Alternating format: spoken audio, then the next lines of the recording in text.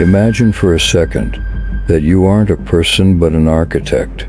If you were tasked with building a system that extracts the maximum amount of energy from a population without them ever revolting, how would you design it? You need them to be productive, but never free. You'd need them to be comfortable, but never secure. You'd need them to believe they're moving forward, while their feet never actually leave the ground. Welcome to Vimeo. Today we aren't just looking at bank balances. We are performing a forensic analysis on the architecture of poverty. Most people view the middle class as a social achievement, but in the halls of high finance, it's viewed as a holding pen.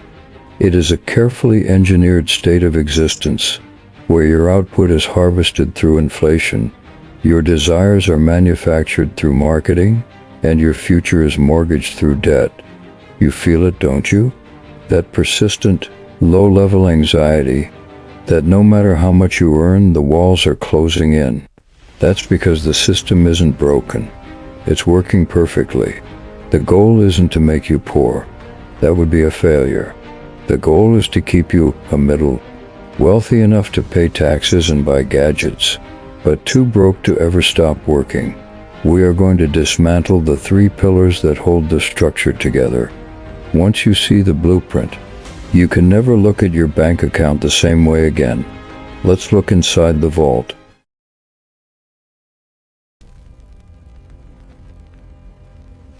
The first pillar of the trap is the most elegant, the currency mirage. We are taught from childhood to save. Put away for a rainy day. But what happens when the very unit you are saving is designed by its very nature to evaporate? Since 1971, when the world moved away from the gold standard, your currency has been untethered from reality. It is no longer a store of value. It is a political tool. The mistake most people make is measuring their wealth in numbers. But numbers are infinite. The central banks can, and do, print trillions of them. What is finite? The only thing that truly matters is your time. Think about this. If you had $10,000 in 1990, you felt like you had a foundation. Today, that same $10,000 is a down payment on a mid-range bicycle. You didn't lose money. You lost time. Every hour you worked in the past is being diluted by the printing presses of the present. While the middle class is proud of their savings, the 1% are laughing. They don't hold currency. They hold the assets that the currency is printed against. Think of it like a game of Monopoly, where the banker keeps adding more bills to the box, while you're trying to save the ones you already have. Your $500 used to buy Boardwalk. Now, it barely covers the rent on Baltic Avenue. This is the first rule of the vault. Currency is a liability. Assets are freedom. The second pillar is psychological. The optimized consumer. The economy doesn't just want your labor. It wants your soul. It has designed a ladder of upgrades that perfectly matches your rising income. This is known as lifestyle creep. In the world of marketing, you are a data point. When you get a raise, the algorithms know it before your family does. Suddenly, your 5-year-old car feels like a relic. Your perfectly functional home feels too small. The standard of living is the carrot on the stick that keeps the donkey moving. Marketing agencies and credit card companies spend billions studying your dopamine receptors to ensure you stay in a state of perpetual desire. You are being programmed to trade your most valuable years for depreciating status symbols. This is the tragedy of the middle class, looking wealthy to your neighbors while being one missed paycheck away from total insolvency.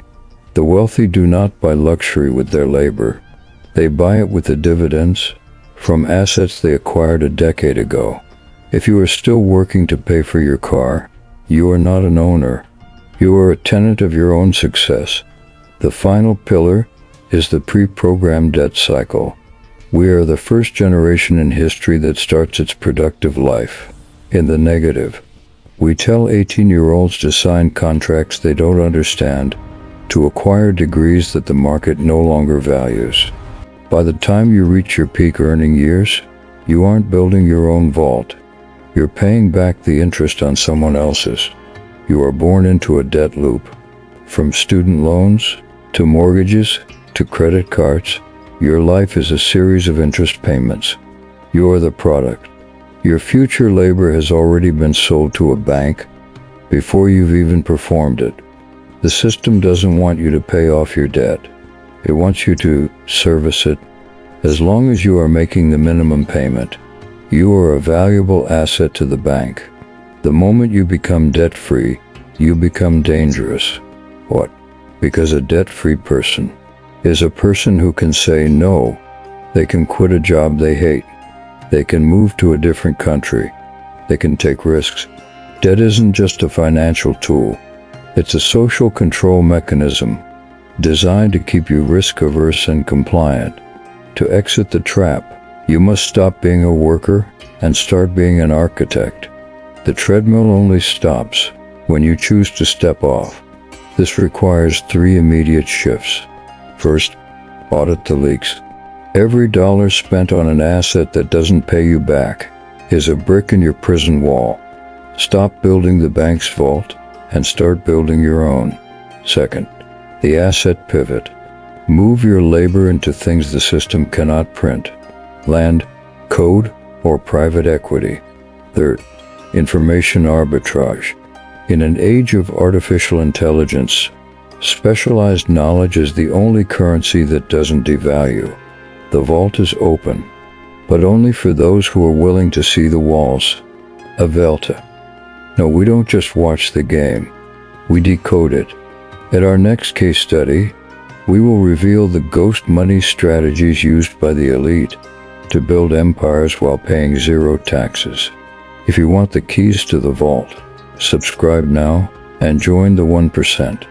Stay ahead of the margin. This is ValtR.